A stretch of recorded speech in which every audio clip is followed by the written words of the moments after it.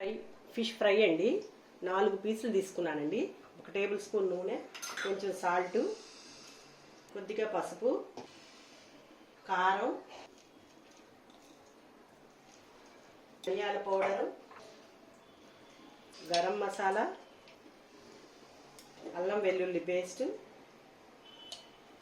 కొంచెం మిరియాల పౌడర్, నిమ్మకాయ పిండేసి కలిపి పెట్టేసి ఈ మసాలా అంతా ముక్కలకు పెట్టే వరకు అట్లా పక్కన ఉంచేసేద్దామండి మూత పెట్టి. 4 టేబుల్ స్పూన్స్ ఆయిల్ వేసేసాను. పెనం హీట్ ఎక్కిందండి. ఇప్పుడు ఈ పీసెస్ పెట్టేస్తున్నాను చూడండి. మళ్ళీ వీటిపైన కొంచెం ఆయిల్ వేయాలి. మనం పెట్టి ఒక 10 నిమిషాలు అయింది. ఇప్పుడు తిప్పుతున్నానండి.